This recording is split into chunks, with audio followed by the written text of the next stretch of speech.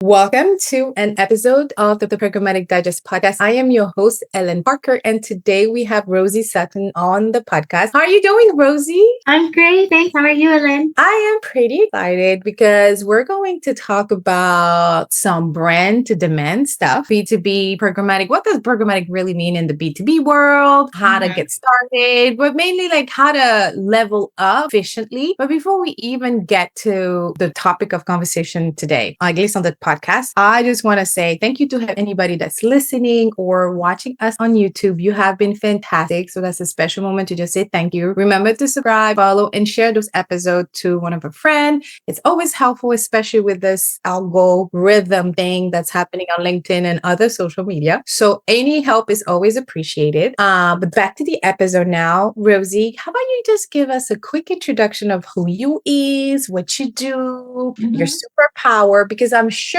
you woke up when you were 5 years old and you told yourself, I'm definitely going to be programmatic when I grow up. For sure, right? So tell us how you landed here.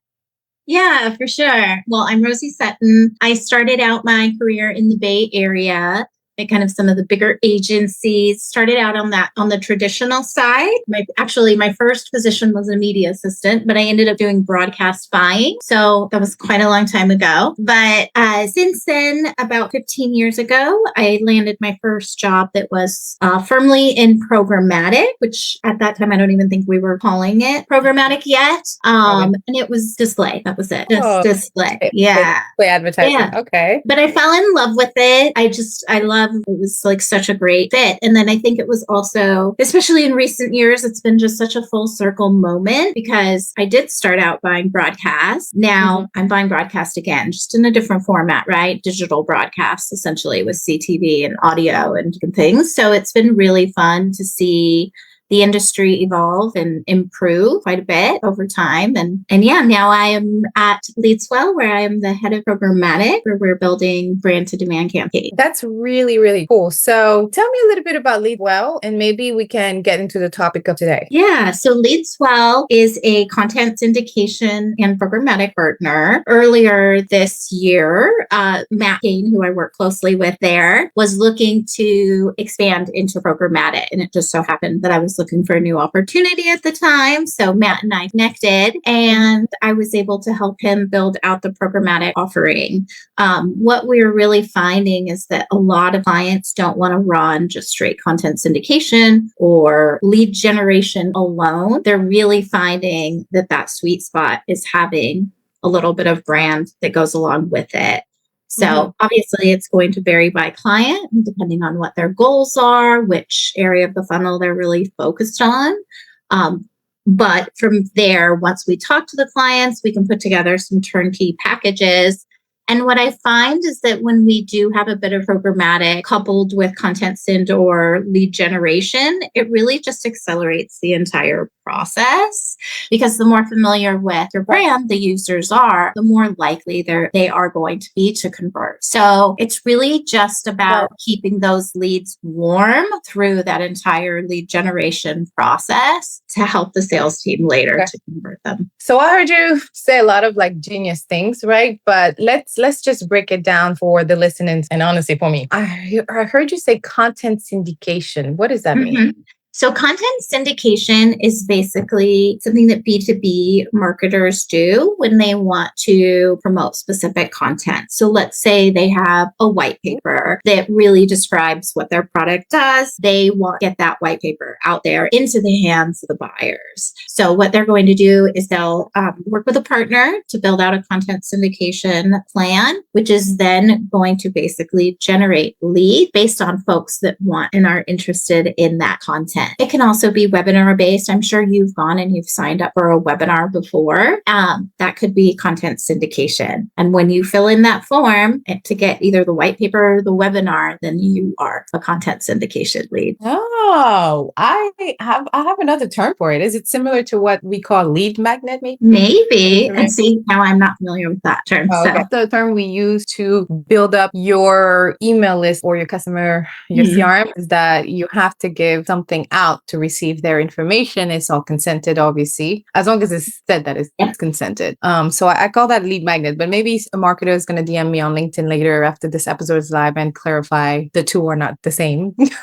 Like, yeah, we'll clarify. And I welcome that. Okay. If you want to call me into this conversation, I welcome you. So, okay. So content syndication, so how do you explain brand to demand? Because in our introduction, you mentioned this a lot. I even come across this term in some articles I've read, but what is your definition, or how can you explain it to a 5-year-old, to like what's brand to demand? Yeah. And I mean, it's definitely been, I think, a buzzword in the industry, especially for B2B.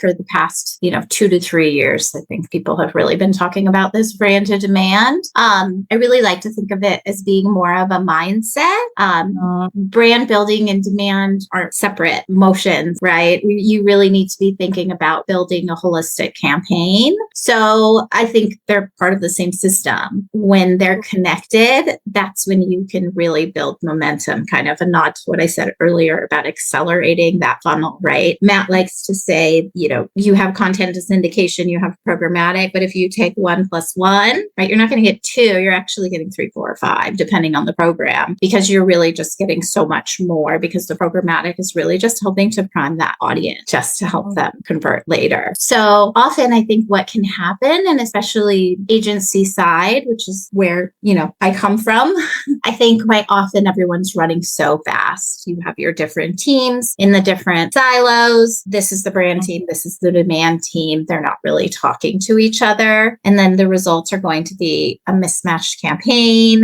You're really going to just have vanity metric, potentially wasted dollars as well. So actually my previous agency, Just Global, had just put out an in-depth brief on Q2 2025. And what they found was that B2B marketers shifted their spend significantly. So they moved from kind of a 50-50 brand to demand split in terms of budget to 60-40. So I think that what's even more compelling about that is they also were able to use Bombora and the intent data that Bombora captures to show that companies were 8 times more likely to be searching on brand related topics than on demand generation topics. So that means that buyers are doing their research. They want to learn more about brand awareness, and they want to find, trusted partners. That's where Leadswell comes in. That's where we can really help to move the needle for our clients. So you do act as an agency between those B2B advertisers and the partners that allow you to tie it all back. Exactly. Yeah, we're working with a lot of agencies. Honestly, it's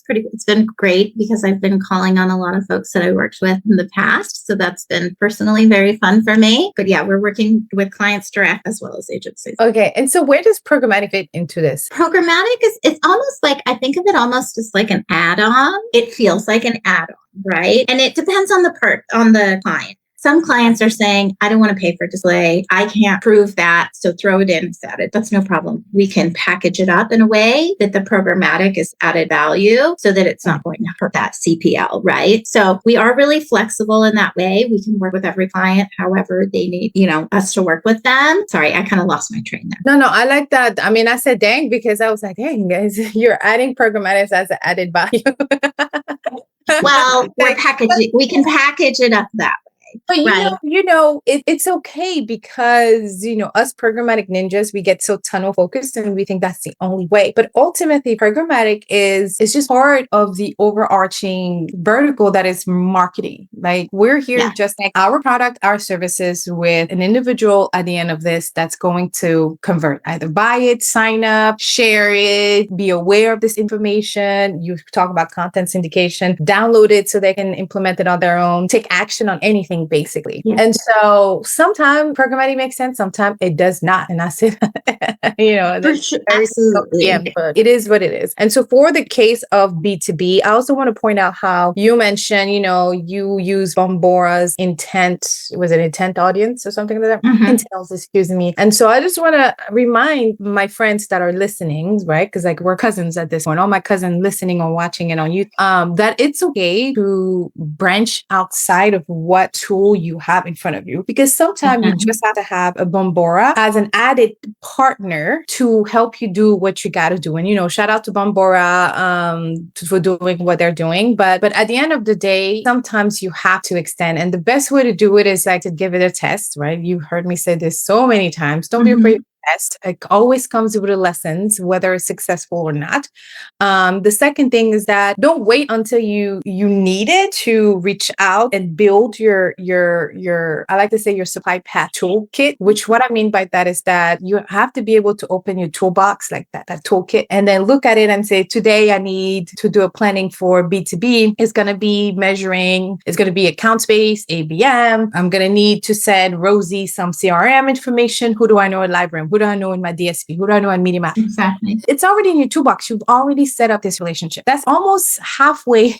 That's like the first 2-3 steps into your supply path optimization. And maybe some of you are not okay with this definition, but like at the end of the day, that's how you build and you continue building on what you're doing. And you build that path. You add it to your toolbox. So make sure you pick up the phone when your those partners are reaching out, and don't be afraid to ask for somebody that can speak the same language as you. I feel like we're all becoming so technical that we forget the human piece of it. Like, hey, how you doing? How's your cat? Type of deal. Like, oh no, show me what you can do for me. Just miss that, connection. Maybe we can blame COVID, this whole pandemic for it, but I do think that these are part of our success. So what I wanted to ask you is, do you have maybe a good way to get started when it comes to brand to demand? So imagine I'm working with an agency, the director of programmatic media is coming to Leadswell, and they're saying like, listen, we have this particular B2B client. They are in a manufacturing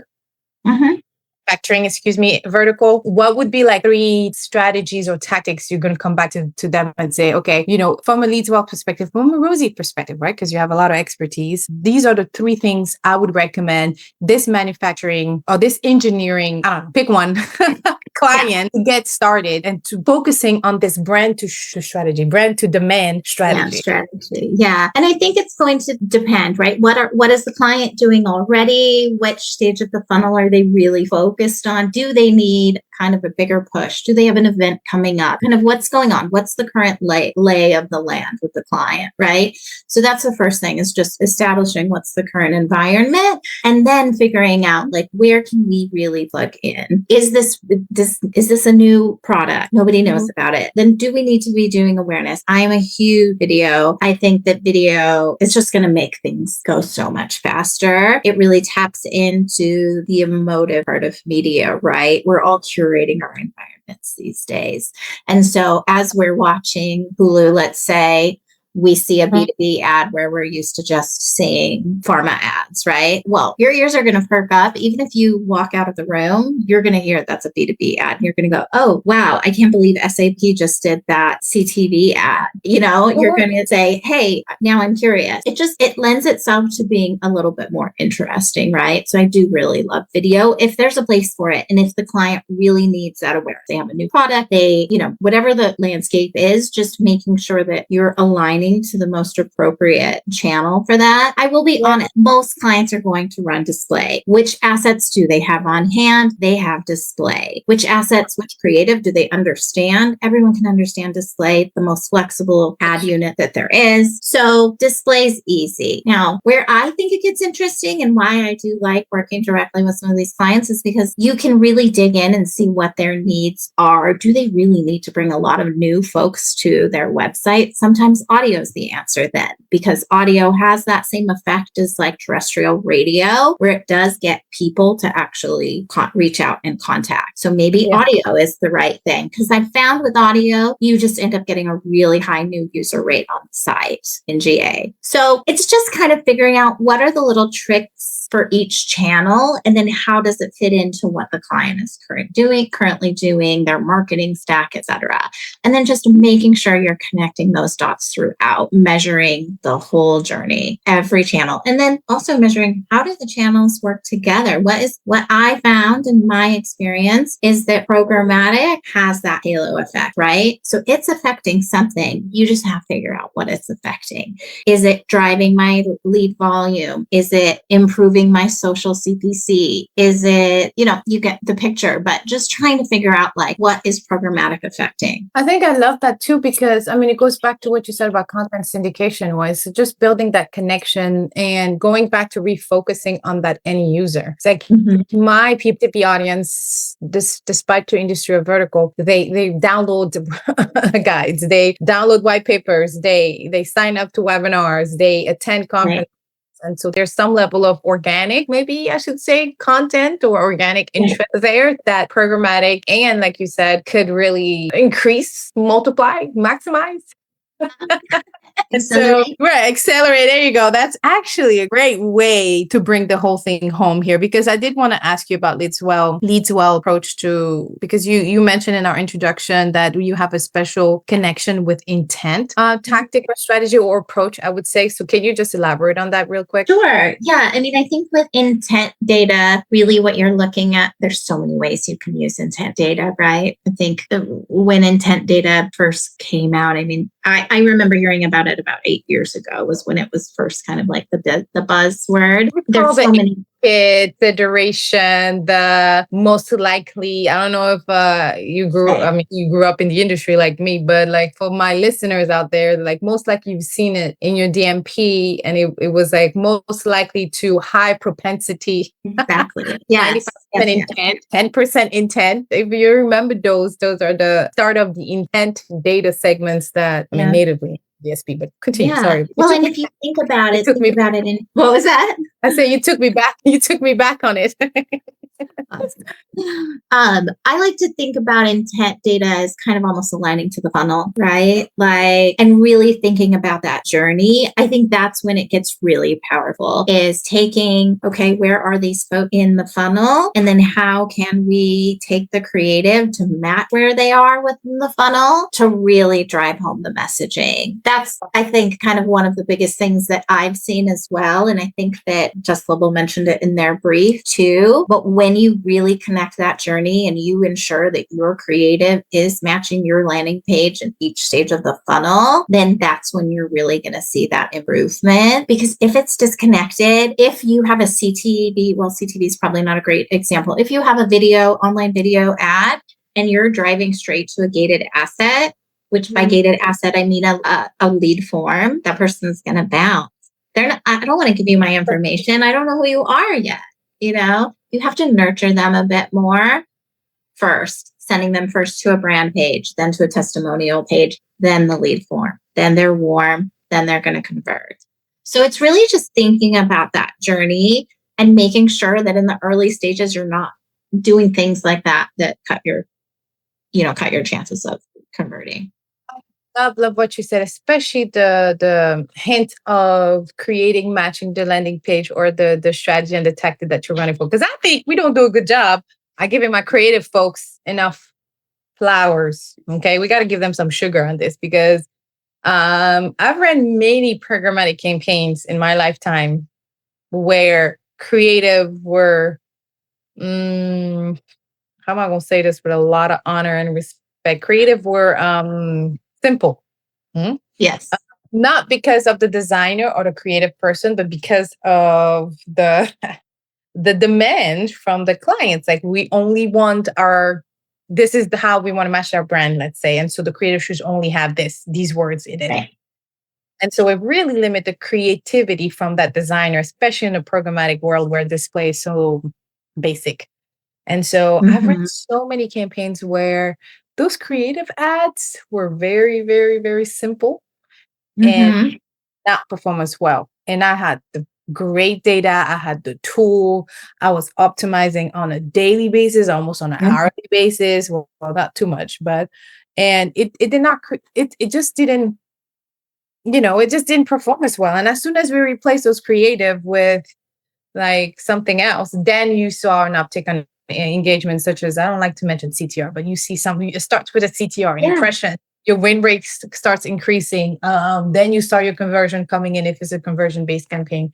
So like, tell us here's the deal.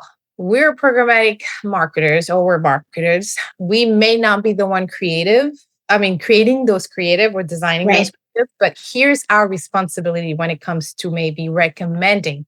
Like, what would you go about telling our people? Like, what's the top 3 things or 2, 4, 5 things that you want them to know to say in a meeting where there's planning, optimization, reporting about creative messaging specifically?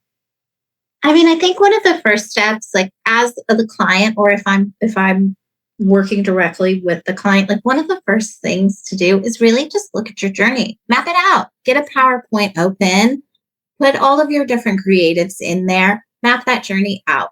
Do those different creatives match? Is the messaging similar? Is the vibe the same? Right?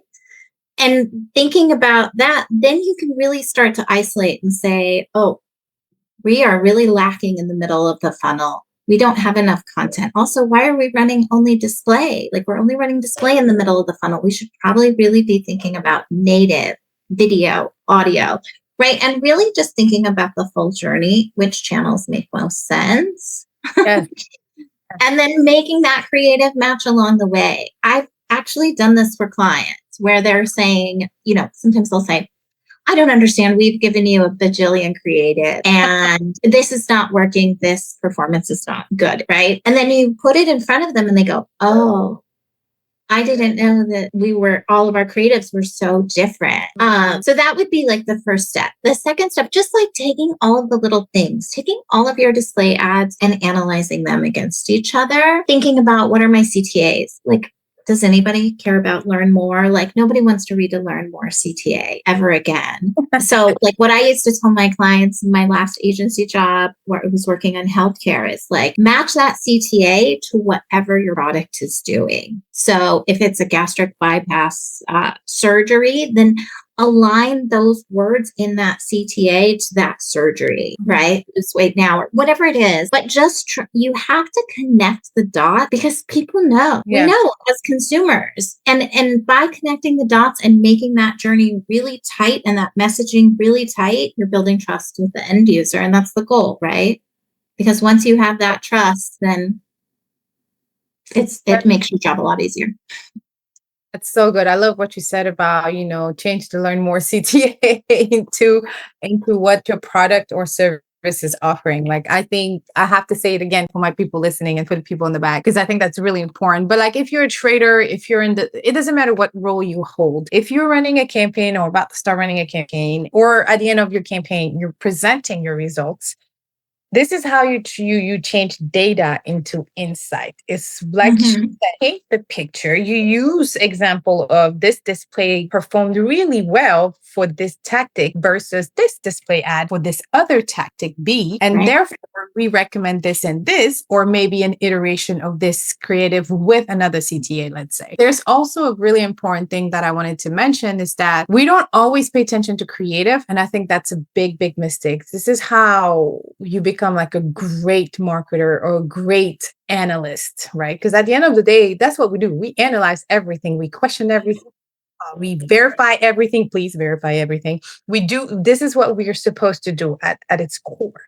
And so if you're not taking an extra step beyond that site list, which is very important, beyond those data segments that you're optimizing in your Excel or in your dashboard, wherever it is, you're not like matching it back to that creative and understanding like, why is this not performing or why is this performing so well? At the end of the day, you have to, like you said, you have to connect the dot, right? And so you mentioned connected the dot with different sets of creatives, but let me offer another perspective is that based on those different sets, where are the touch point within your analysis?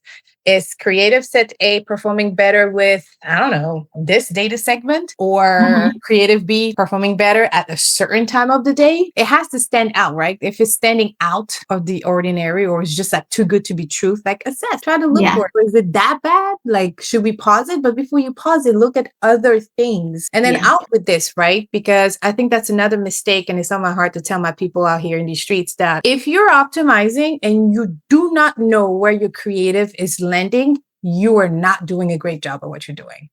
If you're Yeah. looking at your reporting and you ain't know what the CTL looks like, the click-through landing page, the URL, www, whatever the person is watching or seeing and click through. If you don't know where that landing page, what that landing page looks like, you might as well don't even waste your time optimizing. Yeah, for Because sure. And also, go ahead. like, look at your GA4 data. What are people doing once they get to the site? Are they staying? Are they bouncing immediately? That's your sign that your landing page isn't matching.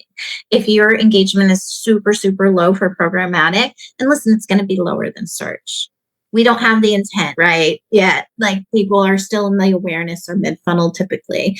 Search has that intent element, so you know that those people are going and converting right they're supposed to. So it's just, you just have to think about all of these little elements. Yeah. And not all of us always have access to GA4. Like, I remember before GA4 was a thing, like as a trader, we wouldn't even have access to GA.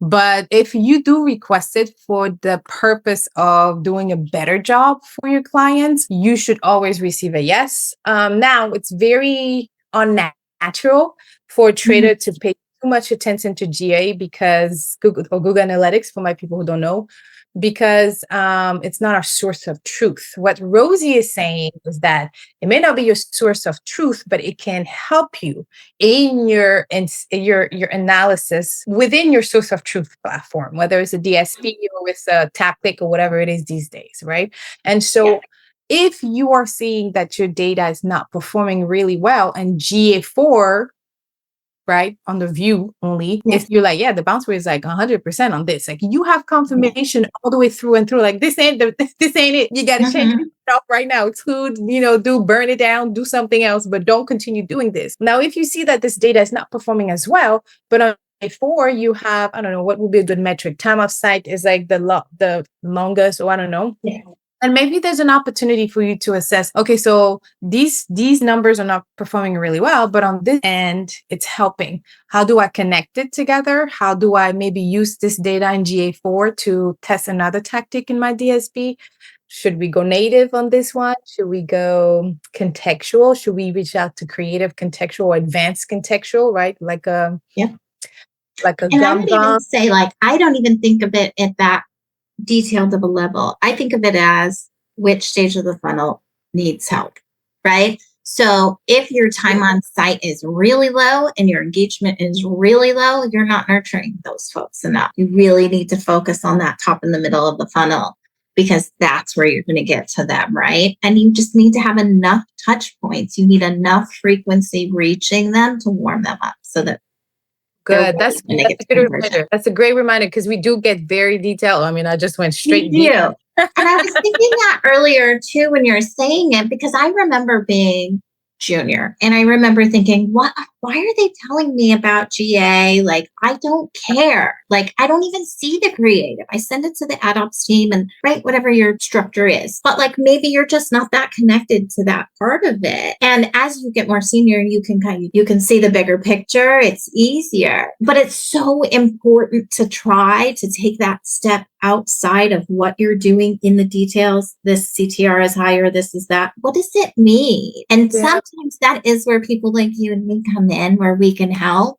Like, I still have folks that I mentor from my old team that if they have an emergency, they text me, hey, I don't know what to do. I have this report. Like, that's where we can come in and really help them to like pinpoint what they should be looking at. Yeah. And then, I'm not going to throw the buzzword out here in these lovely podcast streets, but I am.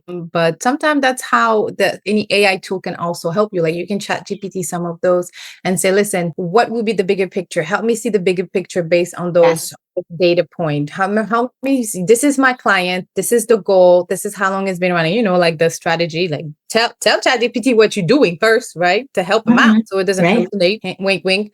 But after you give that information, then you ask those type of questions based on a report and make it very clear for ChatGPT, okay? Maybe AI, but at the end of the day, you have to make it a little bit easier. So only copy paste, for instance, the part of the tactic or only that one campaign that you're looking at, right? The raw data, let's say, and really explain how it's set up to ChatGPT. And then you'll be able to pull some of this information. or what I've done in the past is compare between two DSP report, right? We're running in media math here, and then we're running in, I don't know, ad lib here. What are the nuances, the similarities? Explain opportunities for each. What's the industry that we're looking at? Is there another trend that should consider? All these prompts should be implemented. And also, I'll say this last before we go into a closing segment. Maybe this is your opportunity to look at an AI certification. Shout out to U of Digital. They're doing a great job. I was just finishing up their AI certification. It's like a 2 week thing. It's like twice a week for about 90 minutes. And it's so much information, but I'm already implementing half of what I'm learning. Is like Wow. one of those instructor had, and I'm sorry, I can't remember their name. So in the show notes and the description of this podcast and YouTube video, I'll make sure to give them their flowers. But one of the instructor really gave us the prompt to test, and I finished it. And he even showed us how to like save it in our chat GPT so that we could and it's like the game changer for me. I already did something close to that already, but the confirmation of like you doing this, but maybe switch this and oh man, next level. So this is your reminder, it's time for you to learn a little bit about chat GPT or AI at least, because that's not the only one out here. And two is not only this tool that you have to learn about, you have to remember the fundamentals of marketing, which is like, what's the bigger picture? How do we get down to the detail without forgetting the bigger picture? Or how do we focus on our bigger picture, our overall objectives without compromising the beauty or the complexity of each single tactics, right? So I understand it's a lot. If you're listening, it's a lot. I mean, Rosey have been in this, like she mentioned, and she's even saying that it's a lot, but just focus, stay organized. Sometimes it helps by doing smaller things like scheduling a report in advance, having a mentor, like Rosey said. It helps me. I still have a mentor today, and I still mentor other people. And Rosey also will have her information. I know you have your Leadswell information, but connect with her on LinkedIn. She is a fantastic mentor. And so, Rosey, I want to thank you for coming in and dropping so much knowledge. I got really excited about the interview because I knew, like, I look up to you a lot, and I feel like you have so much more to share. So this is not the last time we're going to have Rosey on the podcast, y'all, because we got to keep picking her brain. So maybe she'll come back before the end of the year with a series. Stay tuned. But here's my final question, Rosey. If you wanted to share, let's end with a word of wisdom. If there's one thing you know now that you wish you knew as you started, let's say something you wish you knew as your freshman year starting in the world of programmatic media that you now know, what would that be? What would you tell your freshman year self? I mean, honestly, I think I was just thinking when you were talking about AI, like I wish that I had a tool like that, when I was younger, because that's when you're like really grasping, you're trying to do insights or whatever it is, and you're like, I don't really understand the whole system. I mean, I guess my words of wisdom would really be like thinking about that big picture, figuring out how to take that step back, because I've had plenty of people on my team that have said, like, I don't get it. Like, this is the CTR. Like, I did the insights the best that I could. I compared the data, but what does it mean? Like, it doesn't mean anything yet. So I loved your advice there about using AI to help you like take that step back. AI is just such a great tool to bounce ideas off, to brainstorm with. And I love that idea of also taking, reports from different platforms, comparing them, trying to see what you can get. I mean, measurement is just the key, guys. Like, look at your data, know what you're doing, know how you're connecting, know what else the client is doing, what other channels are they running, how can I connect my measurement to those other channels to tell a story. And then bottom line, just storytelling. We all love a good story. And that's what marketing is. It's a good story. Yeah, it's definitely storytelling, and it's definitely turning the data into insight. Like, there's so much data, but if you're not able to pull that one insight, and insight is literally just maybe a piece of information that you're able to, this is getting me closer to my goal because now I know more of the user. Exactly. That's where the insight is all about. It's not only about, this is an insight that can increase my CPA goal. Yes, that's important as well. But at the end of the day, an insight should give you pieces of information, details closer to how to understand the user. so Yeah. that you can connect, convert with them. So understanding the behavior is how you're able to really, like you said, one, implement or grow that tactic, but also looking at the bigger picture. So Rosey, thank you so much for stopping by. This was so lovely. Thank you again for stopping by. And then Rosey's information will be on the show notes again and the description of this video, but you can connect with her on LinkedIn. Thank you so much, Helene. Thank you for having me. It's been really a pleasure. And yeah, I'm looking forward to talking again soon.